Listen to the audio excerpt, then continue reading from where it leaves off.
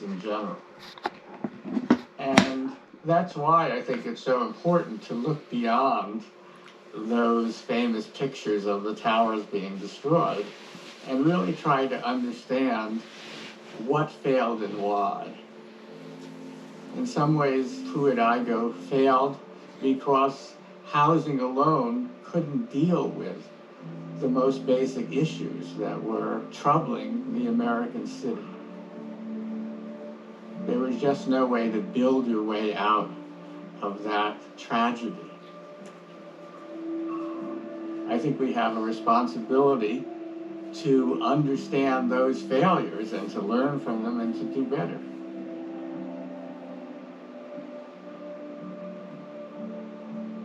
Public housing actually has a very fine grain to the story. It's not a total failure or a total success. We don't want people to think of Pruitt Igoe as a failure if they're going to then translate that failure into all public housing or all government programs or all social welfare or all modernism. That's what Pruitt Igoe has been freighted with. If we want to say that this one project in this one place for this one set of reasons declined to the point where people thought it was necessary to tear it down, that's one thing, but that's simply not how we've told the story. The bigger story is, in fact, the decline of the city overall. What happened to St. Louis was tragic. It's kind of a slow motion Katrina in a way.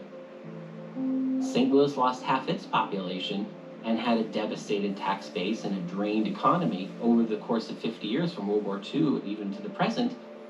It's no wonder Pruitt Igoe declined in those circumstances. I mean, it'd be hard to imagine a public housing project surviving under those conditions.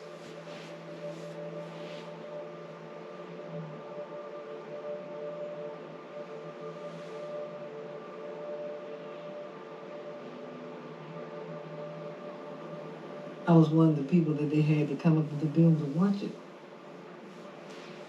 It's almost like losing a child. You hate to see it occur. You hate to see it occur. Here I'm saying again, it all depends on how you felt when you went into Pruitt Igoe and what it did for you. With me, I was excited about getting my first apartment. I was excited about getting my poor man's penthouse.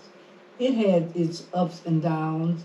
It had its crimes. It had its prostitutes. It had its dope pushers. It had everything that everybody else had, but that didn't stop me from caring for it. And when they blow the building down, yeah, I hated that very much.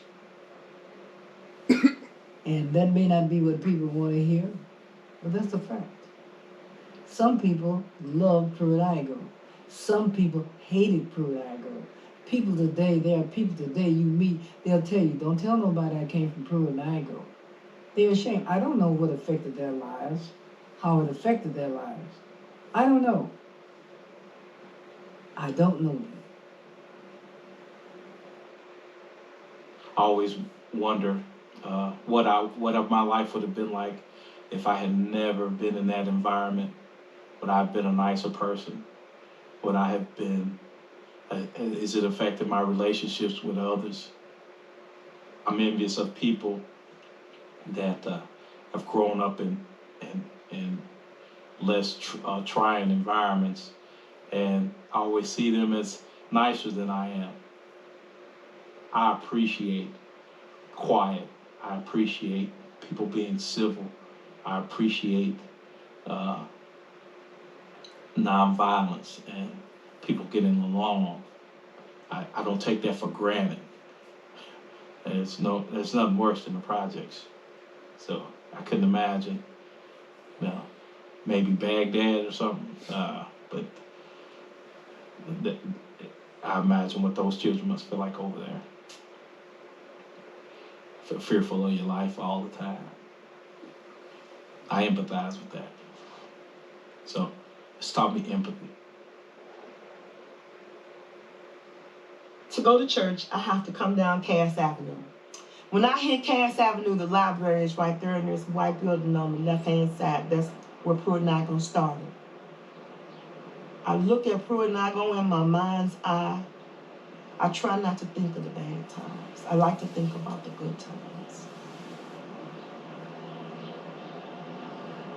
I can see it.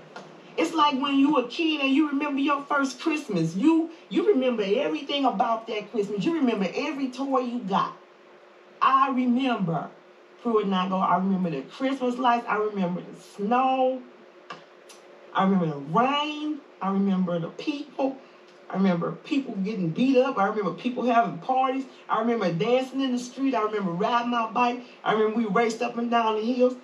It was our home. It was a good thing. Nobody could tell me that anybody that made it for a bad thing, and if they did, God blessed us. And He gave us good things, and He gave us really good memories. And I ain't gonna never forget it. When I feel bad, I don't intend to, but I dream about Pruitt Igoe. And I always see myself standing in the window, looking out the window. The north side of St. Louis is changing.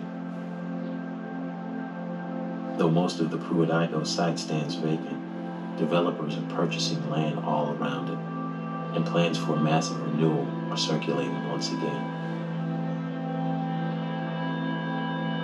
History has patterns, but it doesn't repeat.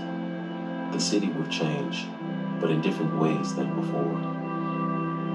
In the years of Pruitt Igoe, the American city changed in ways that made it unrecognizable from a generation earlier, privileging some and leaving others in its wake.